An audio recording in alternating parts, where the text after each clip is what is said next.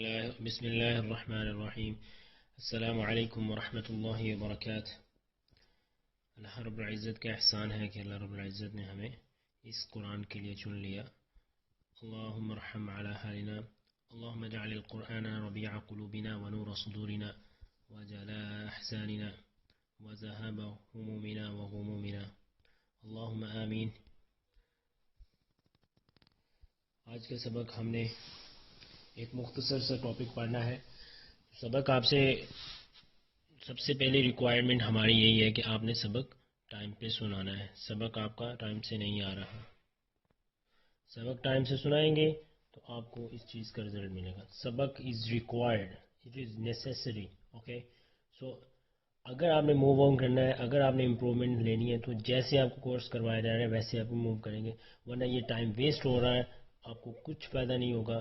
جیسے ٹیچرز، جیسے انسٹرکٹرز آپ کو کہہ رہے ہیں ویسے آپ کو کرنا پڑے گا۔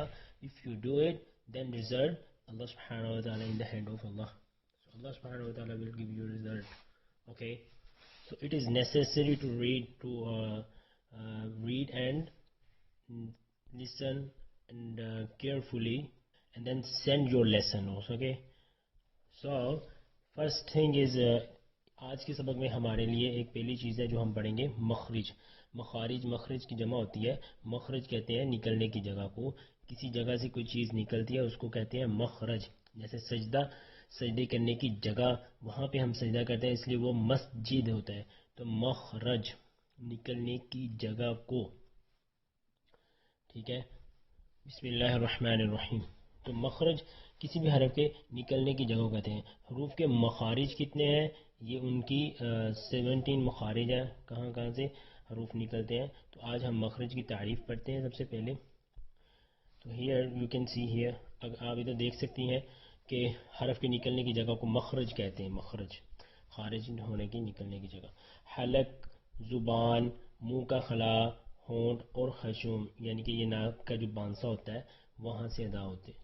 خشوم یہ ناک ہے، اس کا جو بانسا ہے وہاں سے ادا ہونے والا حرف، وہ جہاں سے ادا ہوتا ہے اس لیے اس کو خشوم کہا جاتا ہے عربی میں۔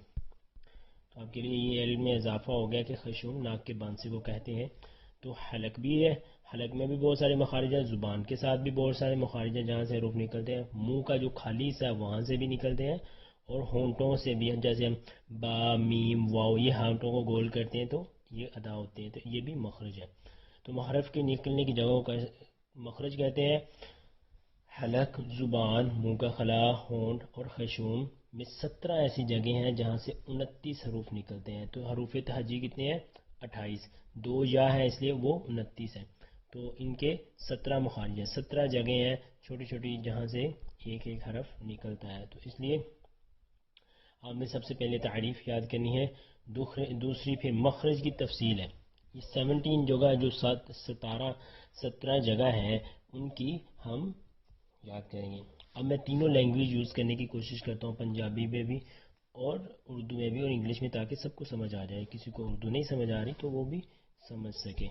مخرج، مخرج نمبر 1، یہ 17 مخرج ہے۔ سب سے پہلے 1 نمبر کی پڑھیں گے ہم، تو یہ منہ کا خالی حصہ ہوتا ہے، منہ کا خالی حصہ ہوتا ہے، اس سے 3 حروف ادا ہوتے ہیں۔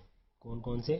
الف اور واو اور یا، یہ تینوں حروف حروف مدہ، تینوں حروف مدہ حالت میں ہوں۔ اچھا، میں نے آپ کو ایک چیز آپ کو پہلے سے ہی بتا دی ہوئی ہے، الف مدہ، واو مدہ، یا مدہ، ادھر سے پھر آ جائے گی، آپ کی ریوائز ہو جائے گی۔ تو الف، واو، یا منہ کے خالی حصے سے ادا ہوتے ہیں، اس زبان کی کسی جگہ بھی نہیں لگتی، اور یہ سمپلی ادا ہو جائے، الف، واو، یا، alright۔ چلیں، جس خالی الف سے پہلے زبر ہو، یہ کسی حرف کے اوپر زبر آ رہی ہے، جہاں پہ دیکھیں، جیسے فور ایگزامپل با ہے، اس کے بعد اس کے اوپر زبر ہے اور اس کے بعد الف آ رہا ہے، تو یہ الف الف مدہ کہلائے گا، اس کو لمبا کریں گے، آپ کو آلریڈی آتا ہے۔ مثال دیکھیں، مالکی، امیم کے اوپر زبر ہے، اس کے بعد الف آ رہا ہے، اس لیے می کو ہم تھوڑا لمبا کرتے ہیں، الحمدللہ رب العالمین الرحمن الرحیم مالکی یوم الدین، زیادہ لمبا بھی نہیں کرنا لیکن تھوڑا سا، مالکی، اوکے۔ جس واو ساکن سے پہلے پیش ہو اور واو ساکن ہو، واو مدہ کہلاتی ہے۔ اس کی اگزامپل اعوذ میں عین پہ پیش ہے، اس کے بعد واو ساکن ہے، اس لیے اعوذ لمبا ہو رہا ہے۔ یا ساکن سے پہلے زیر ہو، یا ساکن ہے، اور پیچھے والا کسی بھی لیٹر کے نیچے زیرو تو یا مدہ کہلاتی ہے. سمپل تھنگ ہے, آپ کو انشاءاللہ اس میں آسانی ہو جائے. اب ہمارا دوسرا ہے مخرج نمبر 2 3 4. یہ بہت امپورٹنٹ ہے, توجہ سے سنیے گا, توجہ سے جتنی توجہ سے کام لیں گی آپ کو اتنا ہی زیادہ فائدہ ہوگا. حروف حلقی 6 ہیں. سب سے پہلے یہ بات یاد رکھیں کہ حروف حلقی کتنے ہیں, 6 ہیں. کون کون سے ہیں؟ حمزہ ہے, عین ہے, غین خا. ان کو حروف حلقی کیوں کہتے ہیں؟ کیونکہ یہ حلق سے ادا ہوتے ہیں. کہاں سے ادا ہوتے ہیں؟ حلق سے. حلق سے ادا ہونے کی وجہ سے یہ حلق کے جتنے بھی پارٹ ہیں وہاں سے ادا ہو رہے ہیں. جیسے ہم نے پڑھا تھا ادنا حلق, وسطی حلق اور اقصی حلق. پیچھے والے لیسن میں ہم نے کیا پڑھا تھا؟ ادنا, اقصی حلق, وسطی حلق اور ادنا حلق. ادنا سب سے اوپر والا, وسط درمیان والا اور اقصی سب سے لاسٹ والا. اس چیز کو پھر سے دیکھیں, ادنا حلق. اچھا, حروف حلقی 6 ہے, حمزہ ہے, عین ہے اور غین خا. کل کے لیے آپ کی یاد رکھنے والی چیز کیا ہے؟ مخرج کسے کہتے ہیں؟ مخرج کی تعریف کون کون کتنی جگہوں سے ادا ہوتے ہیں؟ زبان, منہ کا خلا اور ناک کا بانسا, اور اس کے علاوہ ایک اور چیز ہے وہ بھی آپ نے ساتھ ہی سنانی ہے. تو یہ حمزہ ہے, عین ہے, غین خا, یہ 6 حروف ہیں. ان کو ادا کیسے کرتے ہیں؟ آج کے سبق میں ہم نے اسی کی پریکٹس کرنی ہے.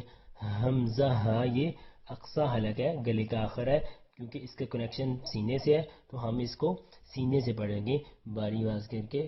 اس کو تھوڑا بولڈ کرتے ہیں, حمزہ. پریکٹس کرنی ہے میرے ساتھ ساتھ. آپ نے اس کو 15 سے 20 منٹ تک آپ نے اس کی پریکٹس کرنی ہے, سبق ختم ہونے کے بعد بھی. حمزہ, حمزہ, یہ سینے سے آواز آ رہی. جیسے ہم کہتے ہیں نا ہائے, افسوس کے وقت, ٹھیک ہے, ہائے بولڈ ہے بالکل, کوئی اس میں کوئی دقت نہیں, کوئی مشکل نہیں ہے. سمپلی حمزہ, دونوں موٹے ہیں. حمزہ, ایسی آواز آنی چاہیے. بار بار اس کی پریکٹس کرنی ہے, بار بار سن کے حمزہ, گلے کے آخری سے حصے سے ادا کرنا ہے. اور اس کے بعد ہے عین, اس کی بہت زیادہ پریکٹس کی ضرورت ہے. عین, یہ وسطی حلق یعنی کہ حلق کے درمیان سے, میڈل آف تھروٹ, درمیان کے گلے کے درمیان سے پڑھنا ہے. عین, فنگر, اپنی فنگر, فرسٹ فنگر جو ہوتی ہے, جو تشہد والی فنگر ہوتی ہے, اس سے ہم شہادت والی فنگر کو ہم درمیان پہ حلق کے رکھیں گے. وہاں سے ادا کرنے کی فیل کریں گے کہ آواز وہاں سے نکلے. آواز نکل رہی ہے, نہیں نکل رہی تو وہاں سے کوشش کرنی ہے. عین, عین, عین, پھر سے عین, عین. اس کی جتنی زیادہ پریکٹس کرنی ہے اتنی ہی آپ کو اس کے رزلٹ ملیں گے. تو آپ نے پریکٹس کری جانی ہے, آپ کو چاہے 1 گھنٹہ لگ جائے.